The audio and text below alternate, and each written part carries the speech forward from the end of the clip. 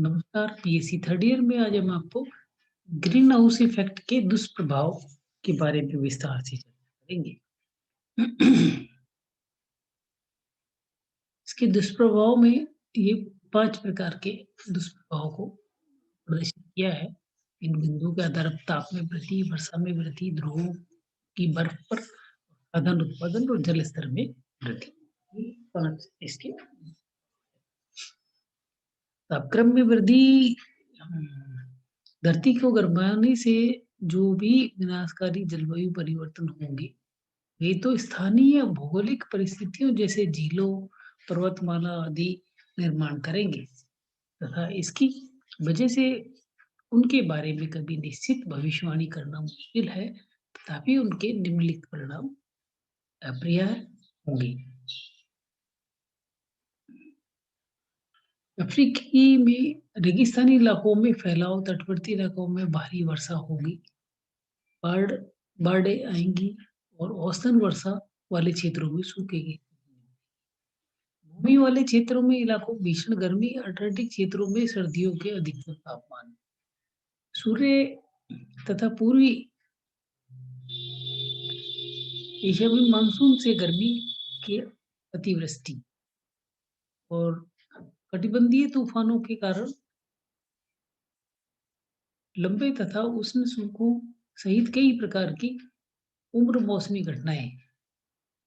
इनके अलावा सबसे ज्यादा प्रभावित इलाकों में वे होंगे जो वर्षा के कुछ पूरे समय तक वर्षाचित रहते हैं और इलाकों में जिन्हें क्रोमोस्फियर कहा जाता है, ये प्रदूषण मुक्त रहने के लिए तत्काल संख्या उपाय करना होगा, क्योंकि यदि धरती का तापमान बढ़ने से आगामी 50 वर्षों में अंटार्कटिक क्षेत्र में बर्फबारी पिघलती है, तो नॉर्थ वेस्ट पैकेज पैसेज तथा रूस का उत्तरी समुद्री मार्ग वर्ष भर आवागमन के लिए खुल जाएंगे और इलाकों में आर्थिक विकास, तेल की खोज, पर्यटन की गतिविधि बढ़ेगी, जिससे प्रदूषण भी यानी प्रकृति के साथ हस्तक्षेप विनाशकारी और दुष्चक्र आगे गतिविधि होकर यह पूरे अछूते रहे अटलांटिक क्षेत्र में भी प्रदूषित हो सकेगा, ये कर सकेगा।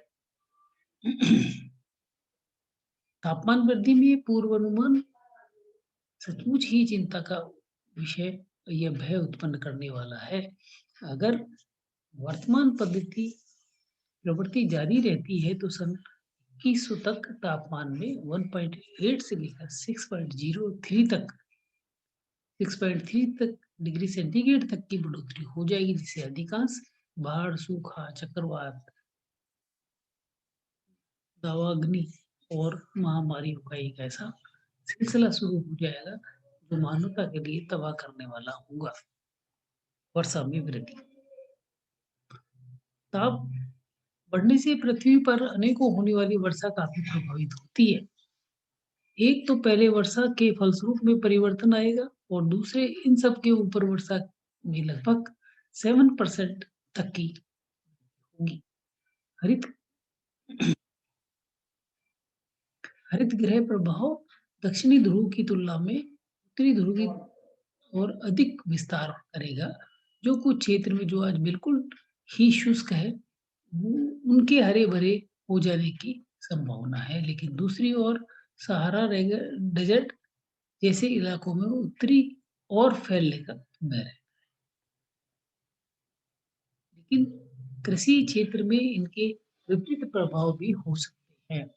वातावरण में उत्तरी और खिसकने से बहुत से राष्ट्रों में इनका लाभकारी प्रभाव होगा, लेकिन बहुत से देशों में इनके विपरीत प्रभाव भी पड़ेंगे।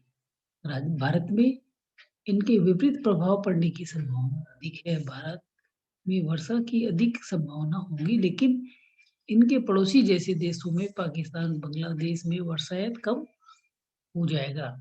अतः भारत तथा सहारा डेजर्ट के आसपास के क्षेत्रों में अच्छी बरसात होगी, जबकि पड़ोसी देशों जैसे पाकिस्तान, बांग्लादेश में वर्षा बहुत कम हो जाएगी। पिछले 50 वर्षों में 5 सबसे गर्म और 5 सबसे ठंडे वर्षों का प्रयोग करते हुए दिलचस्प अध्ययन किए गए हैं।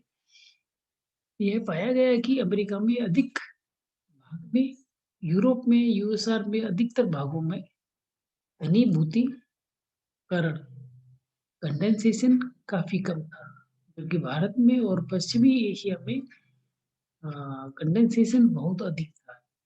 इसकी वृद्धि का भारत में पूर्वी तट पर कुछ प्रतिशत थी, जो बढ़ती हुई उत्तर-पश्चिमी क्षेत्र में 100% थी। यद्यपि कंडेंसेशन दक्षिण में और दिल्ली के पास के क्षेत्रों में कम। अध्ययन से यह संभावना प्रतीत होती है कि पृथ्वी का ऊष्मा बढ़ोतरी और अच्छा मानसून होगा और भारत के लिए बाढ़ों में वृद्धि की संभावना है।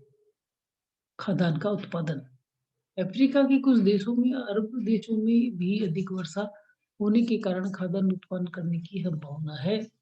रूस और चाइना में भी अन्न का उत्पादन बहुत अधिक बढ़ जाएगा। उत्तरी अमेरिका और यूरेशिया में तो खदानों को खदानों के पकने की अवधि भी बढ़ जाएगी। वैज्ञानिकों का अनुमान है कि औसतन 1 डिग्री टेम्परेचर बढ़ने से फसल पकने की अवधि 2-3 सप्ताह बढ़ जाती है। पृथ्वी का ताप बढ़ते जाने से भारत का और अन्य विकासशील देशों में अनाज की पैदावार में कमी आ सकती है। साथ ही दक्षिणी एशियाई देशों में विभिन्न फसलों के उत्पादन में कमी आएगी। कृषि भूमि और मछलियाँ घट जाएगी, लेकिन लोग बड़े पैमाने पर विस्थापित हो जाएंगे। अमेरिकी पर्यावरण संरक्षण एजेंसी की सहायता से किए गए एक अध्ययन में डॉक्टर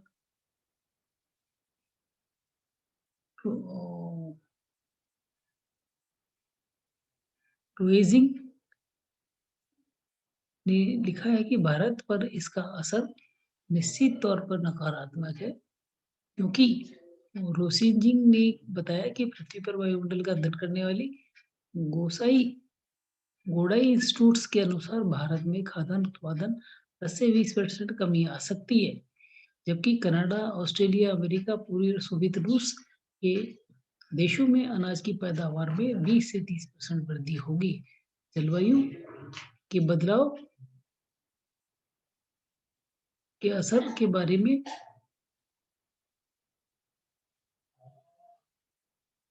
इससे पहले व्यापक अध्ययन से वहाँ गया है कि पृथ्वी का तापमान बढ़ने से औद्योगिक खास तौर पे उच्च अक्षांश वाले देशों में बिल्कुल विपरीत असर होगा।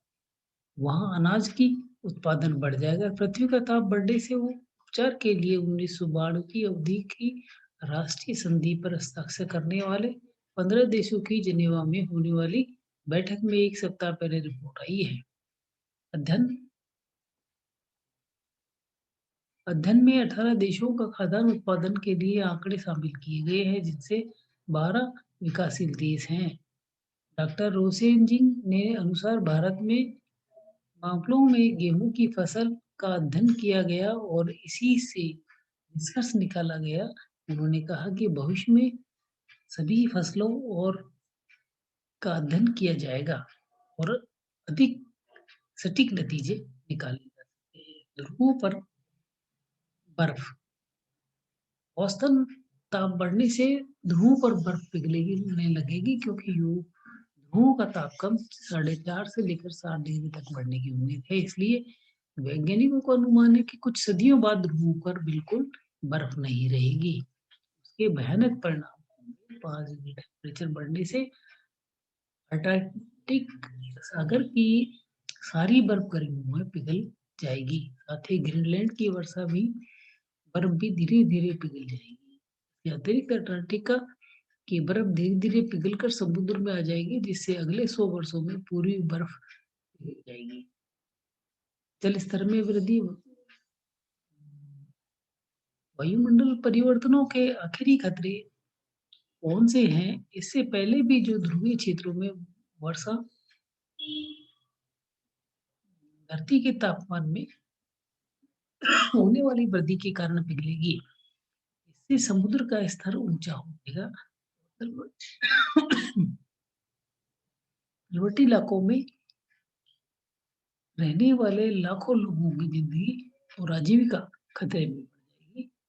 इसी के साथ हम आपको ये चैप्टर आज यही खत्म करते हैं। कल हम नए चैप्टर की शुरुआत करेंगे इसी एनवायरनमेंट से।